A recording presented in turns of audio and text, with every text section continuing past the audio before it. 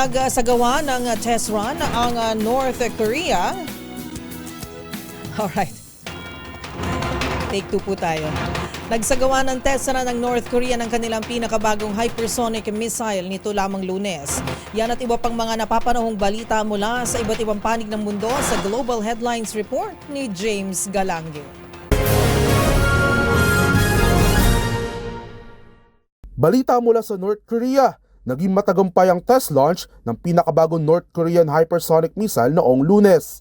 Namataan ang missile sa 1,100 kilometers ang taas mula sa South Korea bago ito bumagsak sa karagatan sa pagitan ng Korean Peninsula at Japan. Ayon sa kanilang state media, gagamitin raw umuno ito ng bansa bilang karagdagang armas laban sa mga kaaway nitong bansa sa Pasipiko.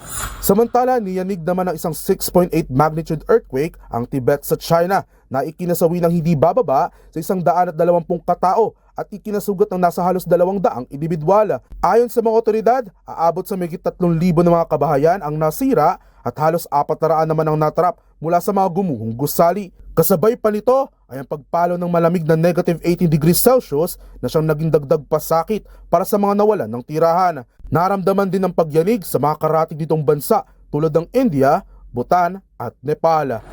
At yan ang mga nakalap nating balita mula sa iba't ibang panig ng mundo. Para sa MBC TV Network News, ito si James Galangge ng DZRH TV, una sa Pilipinas, una sa Pilipino.